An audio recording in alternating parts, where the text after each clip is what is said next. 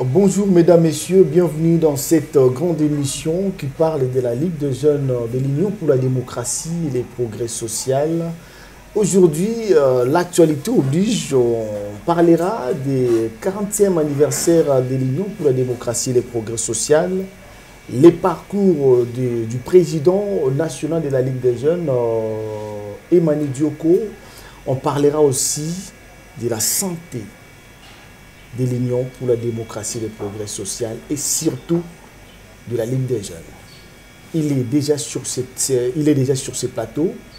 Avec lui, nous allons passer un bon moment, 35 minutes de réflexion sur les partis et surtout Moutourouti Naver. Bonjour Emmanuel Dioko. Bonjour monsieur le journaliste. Comment allez-vous? Oui, on se porte très bien. Voilà. L'IDPS, hier, vous avez célébré 40e anniversaire de création de ces grands partis qui gèrent aujourd'hui la République démocratique du Congo.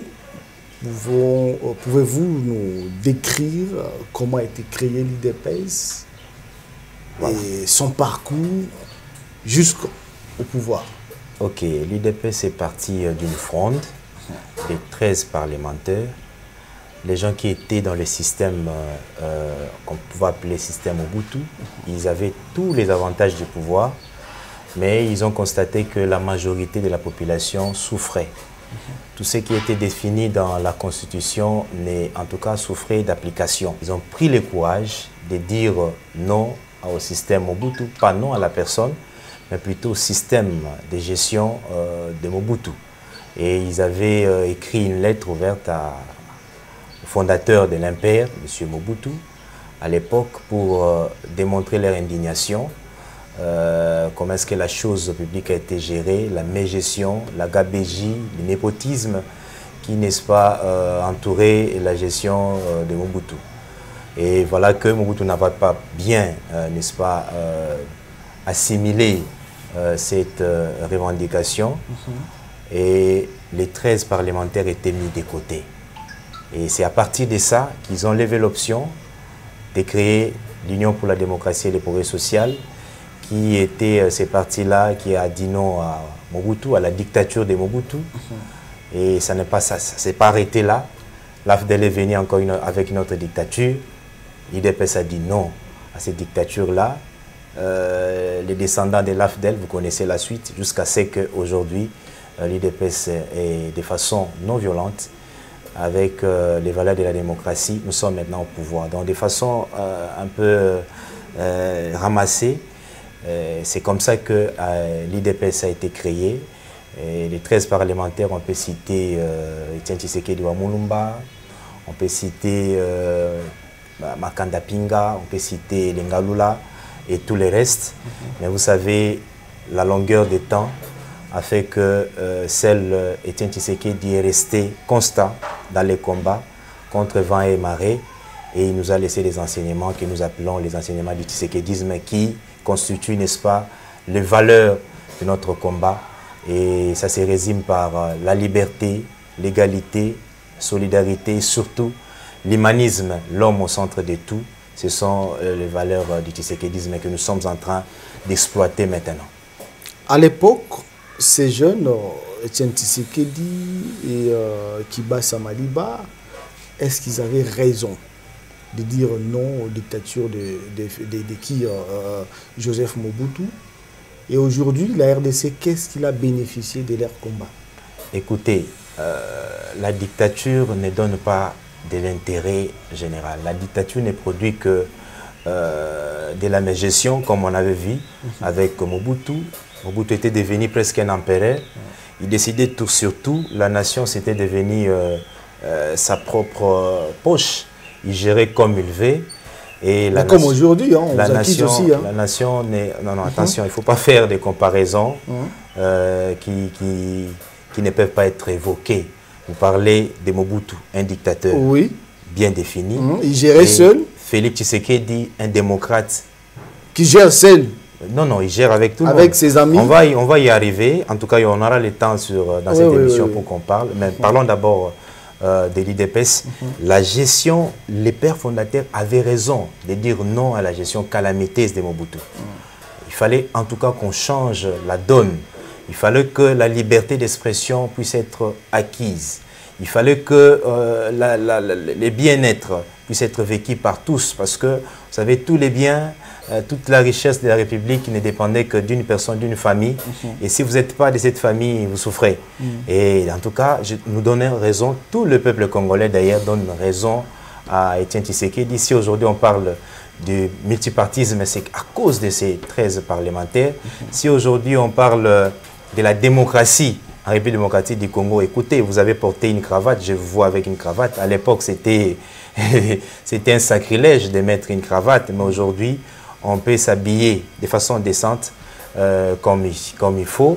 C'est grâce au combat, n'est-ce pas, de ces 13 parlementaires que nous aussi, aujourd'hui, nous sommes en train de pérenniser. Mobutu avait refusé aux Congolais de porter la cravate. Raisonnez seulement.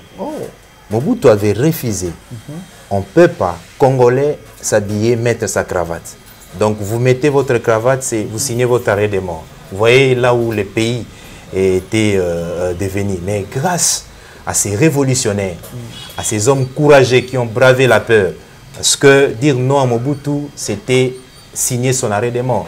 Et ça a causé des tortures, de la relégation, beaucoup de choses contre ceux qui avaient levé l'option de pouvoir marcher sur la voie de la démocratie. Donc ils avaient raison, pour répondre à votre question, ils avaient totalement raison de prendre cette position-là.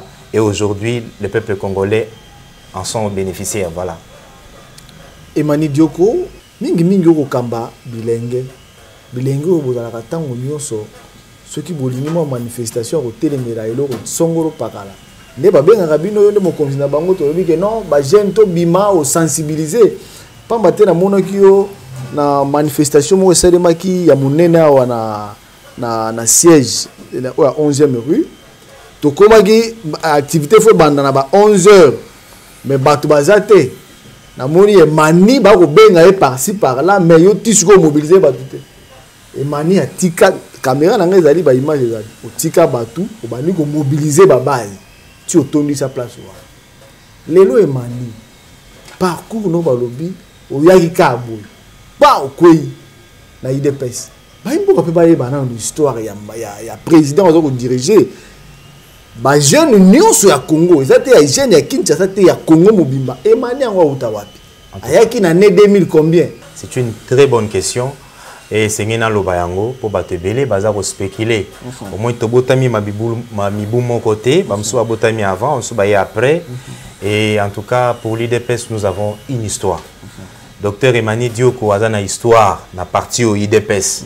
Nazate mutoyo baye ba court-circuité parce qu'azali ndeko ya azali mwana ya te. Azana isolo na kati ya parti. Et ngai yo nazolo belabino na botami na famille moko yo papa nanga zaki presque mouvancier c'était bateau baneko kumisa Mobutu mais ngai koya na IDPS na âge na zaki non pas na ba 15 ans ba 11 12 ans. Pardon? Je vous dis 12 ans 12 ans na IDPS parlementaire debout parce que Mibeko appartient à M. Claire pour na kokoma membre à IDPS il faut qu'on ait 18 ans révolu mais au moins nazalaki parlementaire donc on va bien akaba sympathisant. Ngai tant que bande ko ça la marche naza ko se rappeler parlement de Boezaki na 12e rikota Kovo va 10 parlement de Boezaki wana batebele ba oye baté donc ngai nazaki parmi bato yo ba yaya bande ko zwa biso ceux qui marchent ezali bazi comment l'école na nga naza na bleu blanc bache blue blanc na kati bache mai na kati ceux qui gaz ebeti ba oya pa na ngai na bombani quelque part bazi bleu blanc bache. Et basali musala na bango ndenge bana kodeka. Donc je suis membre à parti na Holoba, né en politique et grandi. Nazui chance ya kobanda IDPS na bandi yango na parlement debout na ke na cellule yango pe wapi kaya limité. Donc esika siège pena ya masolo ya IDPS alinga na bandi wana na yebi batuloko bataraka. Na solina ba vie wana déjà na 2005 na 2003 plutôt tango ndeko pongo aza kolongwa tozalaki wana secrétaire général liboso tozalaki wana tango bazo kangisa batu o bayaki kosala moi sitting liboso na yenga pe na yaki parmi batu ba inquiétaki bango mais seulement nazala qui protégé parce que tant baby son a parqué il y a Kalamou, il y avait une des amies à maman nanga neko sala kuna, il m'avait épargné. On a neni. On a 2003. 2003. Oh, okay, 2003 nazala déjà nakata masolo IDPSP na 10e rue. Na ibi masolo wana nyonso. Na longo wana na 2005, ba eko sala université saisonnière. Par Etienne Tshisekedi wa Mulumba, mon père politique, nazala qui nommé na kati wana. Première nomination na décision oyo nazo ya Tshisekedi en 2005. Parmi les représentants, les jeunes représentants à l'université. Je mets au Nazui Batou Loko, la Bavena Bisso, Bagabin, Baebi, Nini Bisso Toboudi, Nakata Partio, tout ça, Batouya, Kala ya Kala. Et tant au premier congrès Salami, Nazala qui représentant. D'ailleurs, avant le premier congrès, Nazo rappelé Batebelo, Bagalelo, Force du Progrès, Ngaïpe, Nazala signataire, création Force du Progrès, Nazala. Nazui a témoin de Biabanza, Aebi Masolo. En 2006, na reprendre l'université de médecine parce que bengana kinga na médecine likolo ya makambo IDPS. Bengani yo. Bengani ngai na université Kinshasa. Pour balobinine. To marche moko salama ki na université Kinshasa. Il y avait un ministre oyo ba étudiant ba séquestra qui bakenda ki na Homme 30. Malheureusement il coïncide ki na chambre oyo ba tubane ko sala planning ya marche wana ngapi na zaki kuna na kati. Bato no so ba ki na chambre wana ba ki chasser. Rwanda ndeko ndeko na biso Serge Mayamba wana ba vie na biso ba masolo ngana zaki chasser l'université et na tambo na université sur na kota baboyi ngai parce que comme on a ngai personne non agrata na ko kende na université où zaki likolo IDPS li wa komba na ke na université zaki choix na ngate ina na ke kuna na ko zongela médecine na 2006 on a reprendre sous G1. En 2006, on a tant commis à l'université de créer de créer une nouvelle génération Tshisekedi. Sous la bénédiction, il y a Félix Antoine Tshisekedi. Bato bazoloba oh. On a 2006. On a 2007. 2007. De créer une nouvelle génération Tshisekedi. Sous la bénédiction, il y a Wazali chef de l'État lelo. Bandeko to créer qui na bango bazali. Ndeko Carlos, Ndeko Bakaloufa. Ndeko Gérard, Ndeko James. 5 fondateurs de la nouvelle génération Tshisekedi. Parce qu'à l'époque, il y avait un vent qui combattait déjà l'arrivée à Félix Tshisekedi. Ces vents-là, comme on a déjà Tshisekedi, on a leadership katinae, alors il fallait combattre. Mais bisous qui bateau yo ya liboso. Biso bateau totele maki bataliboso ngayeyo. Na bande comme sous na tangi. Ça qui nouvelle génération Tshisekedi. Tant que longwe na longwe na nouvelle génération Tshisekedi. Nazalaki toujours fondateur. Je suis fondateur jusqu'ici de la nouvelle génération Tshisekedi parce que l'histoire demeure. En 2010 congrès, on a représenté les jeunes à l'université. Parmi les jeunes, on va représenter les jeunes à l'université dans le premier congrès IDPS Nazalaka. Et tant le congrès est Sili, du 10 au 14 décembre, tant que Sili, première équipe de la Ligue des jeunes de l'IDPS Nazalaka. Na beti masula section technique, tout ça qui n'a ndeko Yves Bonkulu wazalelo ministre bandeko belé tout ça qui na bango Emmanuel Luboya tout ça qui na bango na kati ya section iniki où j'ai simé aussi na qui na cellule moko j'étais vice-président ya iniki nkuna je suis c'est na bina fongola émission ekokate tout na bina beta ba détail ba arrestation boke bosali marche bakangi yo papa lobi na kosunga ote parce que yo zolanda biloko wana azobenga biloko baluba parce que yaza mutakisangani zolanda biloko wana. Donc voilà l'histoire. 2011 nommé secrétaire national en charge de l'implantation de la Ligue des jeunes. Nommé en 2011 avant les élections. Avant les par Etienne Tshisekedi. Bénédiction ami Balé Etienne Tshisekedi. En 2005 université socialienne. Avec 2011 deuxième bénédiction. Etienne Tshisekedi Yemoko le père à Nomenga. Na Kiyuana, comme en 2015 où il a nommé Barouti comme président de la Ligue des jeunes. Bande comme ça bazalaki ba secrétaire général donc ba président ba lega ki ngai mingi ba koma ki na bazalaki élevé na grand ba secrétaire national et exécutif ngai na simé maman ko intérim ya secrétaire général ya Ligue des jeunes avec Ndeko Barouti et ko longwa wana ba ko nommé équipe après congrès extraordinaire Félix Antoine Tshisekedi a ko nommé ngai lokola premier vice-président ya Ligue des jeunes en charge ya formation et encadrement à bas jeunes. Donc j'ai la bénédiction du Père, j'ai aussi la bénédiction du Fils. bato bala nanga malamu bato babeta masolo mani dio kauti na pepe na yebi parti politique mususte na yebi ka IDPS banda bo mwana ti lelo na komi mkolo boy. Donc je connais que l'IDPS comme parti politique. Vous voyez, na komi premier vice-président. Tant que Félix Antoine Tshisekedi, notre chef de l'État, à reconnaître le combat à jeunes, à ramener président Nabiso et la Ligue des jeunes à commissaire ministre. Tout ça n'a pas clause décision mon irrégulière qu'à fonctionnement. Il y a Ligue des jeunes décision 020 et comment mikuna un article lango 3 ce qui président a empêché mutakosa la intérim na les présidents les vice-présidents les plus séants. Et voilà, ngai maman premier vice-président na komi président de la Ligue des jeunes na mibeko tirelo décision mo te longolinga décision mo te tchenga de côté et je suis resté fidèle na hier d'ailleurs à parti excusez-moi et puis na boto aussi à chef de l'État. Voilà parcours na ngai na ndenga mukuse et trop d'histoires que nous avons fait organisé des marches na Inikin. Nous avons participé à la marche, na participé même à l'action oye olalina tant ba telo ba beta mangamba ya opposition. Biso ala ki ba actionnaire. Boya ko lala, bolali sibino na ba coin, bo fubola mukana tongo, so ba lui ville morte. Bola mukina tongo po bo sala déjà ba tono bien ba préambule ya ba action pour la ville morte réussir. Nous avons mis notre vie en danger pour ces partis. Nous avons œuvré. Voilà ba jeune. Pas jeune, voilà, pas jeune. Je parle des jeunes. Moi, j'ai vécu. Moi, j'ai un intérêt à la jeunesse. Parce que jeunesse, on dirigé, on a oublié. Parce qu'il y a un partage de pouvoir. Tout le monde a un combattant ou un héros.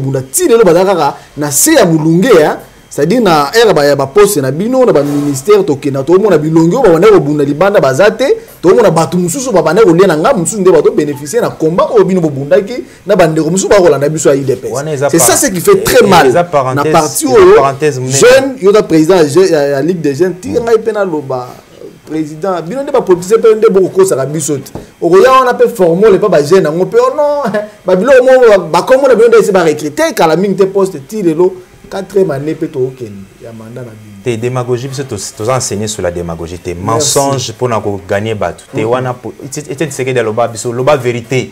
Tala mutu lobela li comme ndenge ezale. Nga président Ligue des jeunes bi que na chômeur atilelo. Wana no oye mi biso bi que no travailler na ni la présidence, to yebi travailler na wana 3 places au travail na hydrocarbures. To yebi sous wana mensonge. Wana ce qu'on dit mensonge aux salles. Wana mensonge. Nga ce qu'on a biso vérité. Président Ligue des jeunes, il y a président Ligue des parti au pouvoir. Président Ligue des jeunes, il y a IDPS. A soit fonction mon côté où ils allaient en lien avec la politique. Naza médecin, je suis médecin, nasa la canane nga médecine, mais que les avantages à pouvoir que non, aza azu le côté. Pour na rolobani, na question na otuni, il y a une part na pesio raison, il y a aussi une part na pesio raison parce qu'il faut faire la part des choses. Ils ont tout le baga le peuple d'abord, tout le baga te IDPS d'abord. Mais quota ils ont revenu na IDPS, il faut pas na IDPS, ba jouir na yango. Ba zoate o na zoaki mwana soki songolo pakala ayoko za place ya mwana IDPS wane toboyi mais oui mais soko talipe côté wana soko zinde ko Yves Bonkulu aza mwana IDPS azu pouvoir ya Ligue des jeunes parce que ministère va pesa ki Ligue des jeunes ba pesi mwana ndako ba pesi mwana msuti onga na yebi. Bon, il est quand même tout le monde on a travaillé na bataille ya ba Ligue des jeunes ba jeunes ya IDPS au mona voilà IDPS na IDPS donc voilà mais il fait peut-être l'exception ailleurs tout ça comme on a ndé tozo senga en tant que président Ligue des jeunes le chef d'état-major ya jeunesse parce que tous à 70% à partir ça ba jeunes oui ba jeunes bazan a besoin ba jeunes on a trop pauvre va se retrouver na quota au ezali oyo ba pesi ya biso ya parti politique jeunesse à se retrouver na 70%. C'est ça ce que nous demandons toujours chaque jour tout ça la ba plaidoyer puis to kosenga na ba konzina biso ba respecter toujours ba konzina biso ba kota la likambo parce que ezali très capital. Mais de l'autre côté tout ça pe na face ya réalité moko l'IDPS compte des millions. L'IDPS n'est pas un parti mallette. Et à quoi parti moko te ba créer bazaka na 100 personnes 200 personnes moni bango ba continuer à pouvoir ba nyonso ba sepeli. Pour résoudre le problème de l'IDPS, il faut résoudre le problème du peuple congolais. Parce que l'IDPS est compté, les combattants l'IDPS, ils ont millions, ils ont milliers. Les sympathisants, ils ont même 30 millions, je vous dis. Ils ont sympathisants l'IDPS. Et pour résoudre le problème de 30 millions, il faut créer des investisseurs Baya. Il faut employer belé pour battre surtout à IDPS, se retrouver, peuple congolais, se retrouver, ou s'identifier à IDPS. Vous voyez pourquoi je dis, la question nayo, vous en avez pas raison, vous avez pas part, il faut total yango na misu ou esengeli, il y a bato mayele, tous à la tête populiste. Oh non, place ces ali, ta ba jeune IDPS pas souffrir, ba jeune IDPS ba millions.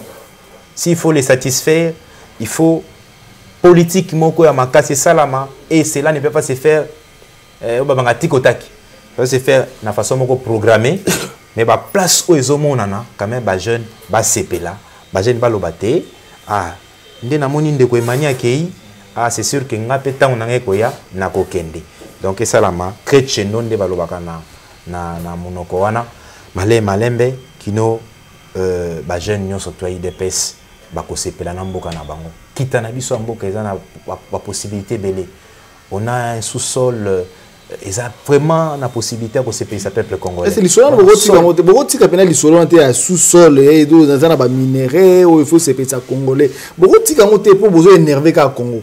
Besoin énerver le Congolais parce que 3 cycles au Kenya électoral, na ba président ba leki belé, ba diamant on a ba or to ka on ka ba to oli on ba tête wana. C'est-à-dire bino ba responsable, bino ba politique ni bozolia, mais biso peuple oyo et c'est même Thomson yango aussi limo na marché emo na tout mais bodo ko mema biso wapi ndeko mani joko bino nem do gérer bodo ko kumba vola la deuxième fois tout ninga question na zo répondre parce que 1 + 1 = kaka 2 côté moto 1 + 1 = 3 et on a zo répondre et on a zo loba mboka Congo ezalaki na kati ya libulu moko makasi. Moi je suis médecin Moutauti na coma stade 3 kolobate que médecin ou wana zaki mabe médecin sikaya bixemba mokote. Même la guérison est suivie à étape.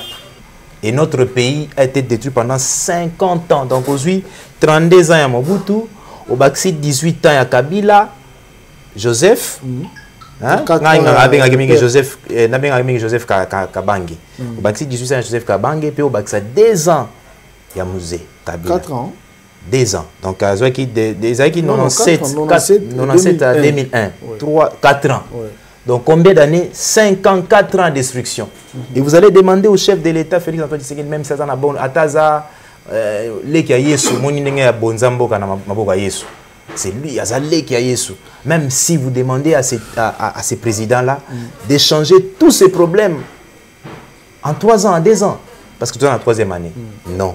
Ça, c'est pas faisable. Il faut le peuple congolais à comprendre. Il y a que mentalité peuple congolais, le peuple congolais espère beaucoup, il s'attend beaucoup à pouvoir aider IDPS. Oui, ça, sur ce point-là, n'a pas si bango raison. Il y a des gens qui ont martelé, n'a pas mandataire, n'a pas si bateau, qui ne savent pas IDPS. Soyez des vrais responsables. Parce que espoir à peuple qui est faté à cause de mes gestions, à cause de ma caprice nabino. Donc, le peuple congolais, il s'engage pas comme une mentalité à changement. Mentalité à changement, c'est quoi? C'est voir là où nous sommes, qu'est-ce qu'il faut pour tout qu'il y ait mal. Et malheureusement, Joseph Kabange, Kabila. Joseph Kabange Alobaki qui a dit. Joseph Kabila Kabange. C'est ça comme on est. Joseph Kabange Alobaki a regretté pour n'aïba pour changer le peuple congolais. Il n'a pas su transformer les Congolais. Vous avez constaté mentalité à Congolais. Mentalité à Congolais à 32 ans. Il y a dictature, plus 4 ans, plus 18 ans. Et la mentalité, il faut travailler là-dessus. Parce que si l'homme n'est pas changé. Merci pour l'IDPS Andimi Kabila Anamo Alobaki parce que vous sentez que non, que diriger parce que 18 ans, il fallait travailler des changements à homme. Changement à homme. Il fallait travailler sur le changement de l'homme. Il y a un autre a fait ça, c'est dit au salim abe aux alandés qu'on a pire petit na prison. Changement de mentalité. Prison c'est-à-dire que visiter pour bimi. Peut-être sentir que non. Muto yo bakangaki na ndeko na nga prison. Juste chemise gara ya pambe bungi. Na musala ba on était 5 ans revendre kuna. Ndeko mani mais bino ba politicien pour ni boyo kozomba population boy. Muto yibi ba millions. 2 minutes, 3 jours, Bobimi c'est Libanda. Pourquoi? Parce qu'il y a lié, parce qu'il y a un poids politique. Le roi biso jeune, peuple, pauvre tozali, bino ne boko kangara biso to vanda kuna to sibisaka 15 ans, 20 ans, mais bino politique ko yibi mbongo na biso. 15 millions yibi, 20 millions yibi, obimi no à l'aise, c'est-à-dire que visiter, aux dans la chambre à lit, visiter après obimi. Est-ce que on dit maté fort, on dit maté. On dit maté. Non, on dit maté parce que nous sommes au Kanga, la mentalité congolais. Mais ça c'est vraiment pas tout le mentalité congolais faut changer. Pourquoi? Parce que à reconnaître les efforts faits. Effort wana liboso, il faut reconnaître les lois des journalistes pour faire passer message d'espoir na ba jeune au Barlanda biso c'est que n'importe qui a 18 ans à Kabila. Il y a 32 ans à Mobutu. On n'arrêtait personne élevé en dignité. On ne l'arrêtait pas. Mais au moins avec Tshisekedi, on arrête les gens. C'est un signal fort. Il faut tout encourager. Est-ce que procédure qui n'est pas souka? Si le lobby procédure qui n'est pas souka, tu es sa chef de l'État. Tu es sa batou. C'est là où on a théâtre. Nous avons dit Emani, Emani écoute nos Simbayo, mais que nous avons pour sentir que nos état de droit autopronaki est déjà en marche. Vous assure. Que mutu moko balati obi que ce bakangi yo balatio kazaka ya mutu moko akangama ki na muyibi obi que babebisi yo carrière lobi pe na kokoma premier ministre to mona open échange ndeko mani dioko ya na question mususu nani akoma premier ministre balati na lobi kaka te sika ozate na lobi kaka te sika ozate bakangi na chibala bakanga ki sans azaki na jugement te non quand même madame Daïd PSD on va bakanga ki ayibi mbongo bakangi oyibimbo tolobika bakanga ki etomona ka kota ki prisonnier cette information est bien parce que pseudo vérité des mboka quelqu'un qui prend un morceau à mensonge azua bambi yango na vérité lambi yango ndebo mboka. Il faut dire la vérité, les choses comme elles sont. Donc bakangi mutu ba biso ko détourner mbongo et ba que et là tu to bon nommer soutien ça détourner. Merci Ndeko Emani Dioko, Atali, président national de la Ligue des jeunes à l'Union pour la démocratie et le progrès social. Tout au côté de la santé, il y a parti. Depuis le départ, il y a Jean-Marc Kabound, autre rôle, bon radier, donc où va le bara, longo lié na liste, dans la papier IDPS, bah mon arrêt de souté, bah bengali Jean-Marc Kabound, mais nous ezali na ba image ba ko circuler ba lobby Emani Dioko azali président de la Ligue des jeunes nationale de pro Kabound Kaboundiste ya ko sakana te mutu na ezo déranger na kati ya IDPS Emani Dioko pour la déclaration mo bo sala ki ya Ligue des jeunes to moni Ligue des jeunes azo bunza Ligue des jeunes to comprendre ki te communication les gars ndenge ni yo en tant que responsable de la Ligue des jeunes on mega ko éclaircir surtout ba combattants. Et puis peuple congolais parce que vous avez confusion entre bino na bino bon ça doubler hein na rata parti tout ça matin on me vraiment limbo la pena solo OK na bandi ke batebele ba kolanda biso ba kozala pe ba ambassadeur na biso pour ba sa vérité na batu ngai na IDPS na émission na zaki déjà na 1995 déjà na zana kati ya masolo IDPS comme combattant ba nommé ngai secrétaire national. Donc, Mokonzi Abatebele, na IDPS na 2011 par Etienne Tshisekedi. On a l'ex-président Kabound Azaki na bisoté. Donc, Soka Zalaki Azaki na Kamina. Azaki Mokonzi na ye. Ah. Na 2011 Azaki Mokonzi na national. Ah non, ayaki na l'ex-président. Te, na 2011 te, na betali solo na 2011 ya bato bazoko sabango. O président mani bayene na pa Kabound te, mutu pa nomenga comme premier vice-président de la Ligue des jeunes. Eza Kabound te. Eza Kabouyate, ezali président du parti Oyo a commis empêché comme président de la République. Ah, tika balobi que no da petit na bango de ba nomaki yo wana. C'est l'histoire 021. Je suis nommé par signature Ezali Félix Antoine Tshisekedi. J'ai été nommé par Félix Antoine Tshisekedi. Ndenge Félix Antoine Tshisekedi a nomaki Kabound Kabouya ndenge pa nomanga. Donc moi, je suis sous la décision de Félix Antoine Tshisekedi. Il faut faire la part des choses. Okay. Donc je ne peux pas être kaboundiste. Je ne peux pas être qui que ce soit. Moi, je suis tshisekediste. Je suis tshisekediste parce que Tshisekedi né à format bisso. Et dans la Félix Antoine Tshisekedi, est tshisekediste. Nous sommes sur les valeurs. Et les valeurs de Tshisekedi dit quoi? Quand il y a un chef, il faut savoir qu'on respecter. Respecter la hiérarchie, c'est même statutaire. Qu'on respecter la hiérarchie, c'est statutaire. Pas dans des erreurs, pas dans des fautes, mais qu'on respecte Namibeko. C'est-à-dire, moi, Et tout le reste, Mokonzi Azalaki, Mokonzi Biso Liboso, les grands leaders, Félix Tshisekedi, Olelo, constitution au Pexea, Kotanaka ma parti politique, Atike Libiso, Atike Laki Biso, Kabund. Ngai Nazalaki une obligation à respecter. N'est n'a pas respecter le secrétaire général. D'ailleurs, ce que batali ba image ming ba mona ke Nazalaki plus avec le secrétaire général. Dans toutes ces descentes, Nazalaki plus le secrétaire général. Nazalaki plus visible avec le secrétaire général, c'est mon chef. C'est lui maintenant qui reste le numéro 1 du parti, selon la décision de Zouamaki, na CDP. Donc, ton organisation la présidente. Non, juste pour la président, Congrès Goya. Congrès Goya, Masola, Congrès Goya, tu as l'élection, il y a présence. Donc, politique. Na dit que dans tout parti politique, ils ont la challenger. Moutozo Lingazo a place à Emani, Moutozo Lingazo a place à qui Songolo Pakala. Il y a ça dans la politique. Il y a CG Kabouya. Batunyo Sobalinga. Dans la politique, ils ont bongo. Mais au moins dans le bon sens. L'esprit, il y a bon sens aujourd'hui collé. Emani Dioko, l'étiquette des kabungistes, c'est être. Ils ont méchanceté. Ils ont méchanceté, ils ont mauvaise foi. Ils ont mauvaise foi. Donc, parce que moi, Ngai, Emani, Ngoïdioko, je travaille pour l'intérêt du parti.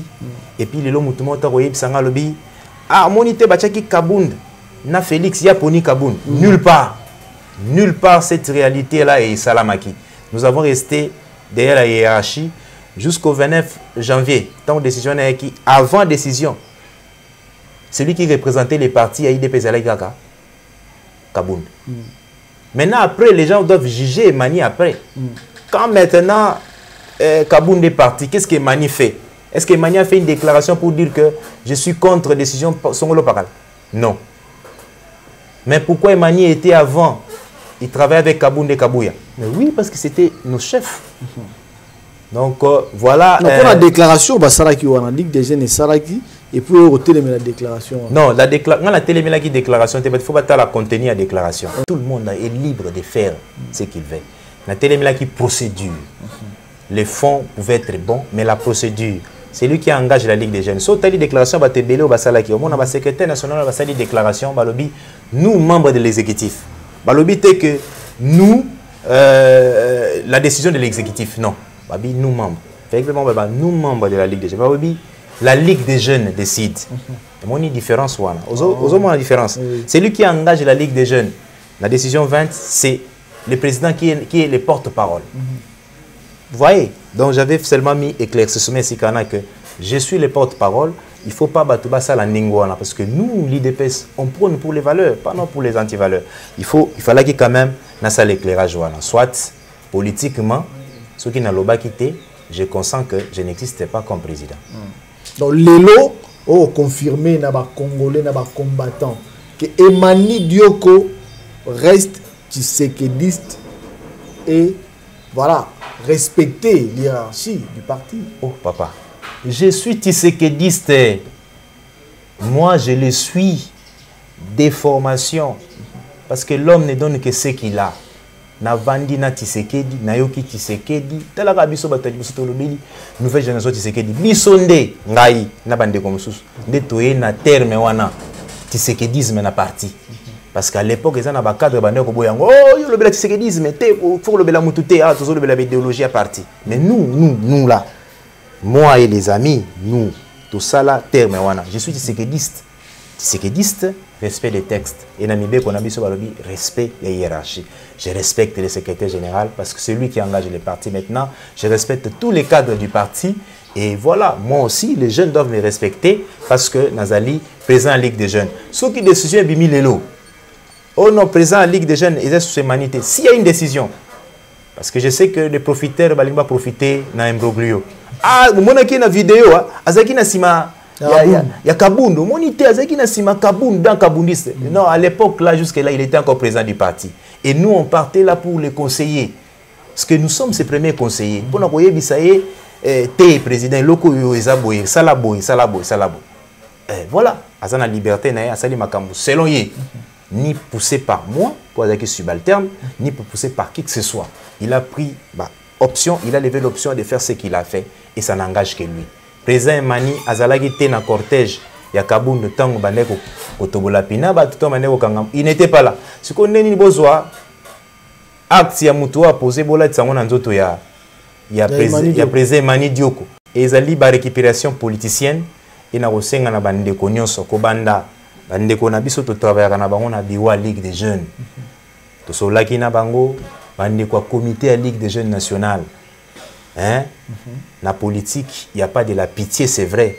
Mais la politique, où il y a biso et tisekedisme, on nous apprend aussi la moralité politique. Moralité politique, il faut que un acte nyonso. Si tu veux prendre la place de Mani, attends qu'on te nomme. Et ne fais pas ou babengaka raccourci. Ah, aux yeux raccourcis au salibo. Biso nyonso. Tant le président, l'ex-président Kabunda Zalaki au sommet, il y a parti na biso nstwande ko kende pa nae mutu moko te ya koloba na ko kende te c'est de la mauvaise foi et c'est le comme abeille. Donc aujourd'hui makambo asikeye et nous sommes là parce que moi na lo bango ce qui na longo IDPS c'est-à-dire que na prendre congé à politique na tiki politique na mon parti politique na kokota te nous sommes commis a commis IDPS ce qui va bien en décision finale. On est à mauvaise foi, on est à l'okuta, on est à makambo soni, kuluba yango. Donc ngai IDPS ni na lati. Na parti kuna po batunyo so bakenda, ba déclaration et salami qu'on a ta parti te, to ko violenter yo, to sala boy. Non, nous on nous a pas appris ça. IDPS va prendre biso makambo wana te, va prendre mais maintenant c'est ali contre eux. Maintenant c'est cause à nango et cause à nango mais nous on n'a pas peur tout to banga ki Kabila te wazaki na mindu ki akoboma bato tozo longwa na ba risque tout et le 30 juin 2005 la le 29 to la na ba terrassé pour te beke ba cha ba barricade ba char de combat message na ngai na profiter en tout cas na koloba na ba jeune nyonso que toza lisanga na politique c'est la multiplication et l'addition et non la division et non la soustraction. Ne cherchez pas à soustraire les gens. Bazalaki ba pro Kaboun, bazalaki ba pro Nani. Maintenant, on a besoin de gens qui sont travailler. Le chef de l'État, Yemoka Loba Kiango, qui a tendance, ils ont la partie Nabiso. Mais l'unique leader, à l'époque, c'est Etienne Tshisekedi. Excusez, aujourd'hui, l'unique leader, c'est Félix Antoine Tshisekedi. Donc, ce que Tomboga est leader, Nabiso, Félix Antoine Tshisekedi, au Tomboga est Biso, Biso Stokondi Mayote. Donc voilà, par rapport à un message voilà, il y a passé, et à l'éclaircissement, il y a des belés. Mani Dioko, tu as presque une souka ya émission à Bisso, mais tu as quand même Ningo Lobiwana, aujourd'hui, nous avons coloté depuis l'événement, on a parti, c'est-à-dire que non, Ligue des jeunes est. Balinga bomango binomo ba jeune bolibo bomali des jeunes te konya tamako na parti na kenda na parti et vous savez eloko esalami na parti na biso moi changement na tête ya parti il faut ba disposition à sike zoma côté baneni ko au CG de préparer voilà donc les CG et avec d'autres cadres à parti bazali ko préparer pour toi atterrir en douceur et puis toi avancer. Donc voilà, parti Nabiso, IDPS, vous allez former, bateau bazalaka très vigilant. Bateau IDPS, bateau va manipuler, on pam pam baté. Et ça bateau bazalaka très éveillé. Et maintenant, il faut quoi atterrir et puis quoi décoller. Donc voilà, na bande qu'on a vu sonner surtout il y a Ligue des jeunes. La CG n'a plus boire bien. Non, avec le secrétaire général, tout ça qui n'est une messe. Donc il y a qui n'est pas Skamoro Topé Maki. Pour 40 ans, il y a parti Nabiso. 40 ans, c'est pas du jour au lendemain. Et ils arrivent à combat. Donc, dictature Misatu. Dictature Yamandoki. Et puis, la dictature, on va perdre icône. Tu sais qu'il y a Koufi. Dans le moment où il y a chaud. Moment où vous attendez tout de lui. Tu sais qu'il y a Koufi. Mais, n'est qu'à ton nom Sphinx. Atikeli biso makasi Sphinx, tout se relever na basandre na biso. Et dans la bakambe belé il y a parti au pouvoir passer bandeko le bateau. Si ba encore 6 mois va disparaître. Mais nous sommes là, nous sommes venus au pouvoir et tout ça les locaux bateau belé, ba politicien belé ba kokate. Le te mettre hors d'état de nuire la Kabylie. Voilà, tu comme la souka émission de Koemani avant to Kabwana yo. Ce qui est important c'est aussi la vie sociale des Congolais. bon prometteur qui ba mpiodi au ministre na bino aganga ki a kendo ba mpiodi ye c'est-à-dire Congolais ako sambwa ko liati ko baye yo po loba ki ngona émission moko ka na yambaki yo mais lelo na zo ebisa yo soto longo na ko na mutuka to kina ba marché na ba chambre froide Thompson eza ko mona na te ndeko mani boto ko tia ba Congolais wapi lobi soki ba lobi ba critiquer bino na PPRD regarde yo wana kangi ba porte na likolo na bino botaki impression boyina akangi na ye olive abone makambo akangi bino bobeta ki tolo ke no boyena ba conteneur ba piodi si lelo to ba tempiodi on se kangama na matadi kibala ou bien na matadi na ba port matadi be yaki na ba chambre froide na biso un mois ya pa ma piodi nyonso même na oya kaleza le soute to komi ko luka ba makayabu voilà. Les journalistes, yo dit que vous êtes historien du présent. Tous allés, tisiko. Vous ça peuple congolais vérité. Il y a une question opposée que tant à Batouana te, Batouana va bonir beaucoup. Tous vivre séquelles 18 ans, quand diriger beaucoup à 18 ans. Quand tu laisses. Diriger c'est prévoir aussi un binôme pour non, attendez. Même prévoir, tu vas pas me dire en 3 ans, on va monter une armée de 50 000 hommes. Non. Tu ne peux pas me dire dans 3 ans, on peut construire 1400 km de routes. Non. Dans 3 ans, ça la maté, même en termes à calcul. Merci beaucoup. Toromina Souka, il y a émission de Dokemani, Dioko, Torozo, Soussou. Merci à nos combattants sur la mission à Kinshasa, à Brazzaville, dans la province de la République démocratique du Congo. Emmanuel Dioko, président national de la Ligue des jeunes, Ndeko Yambaki, Botika Malamu. Au revoir.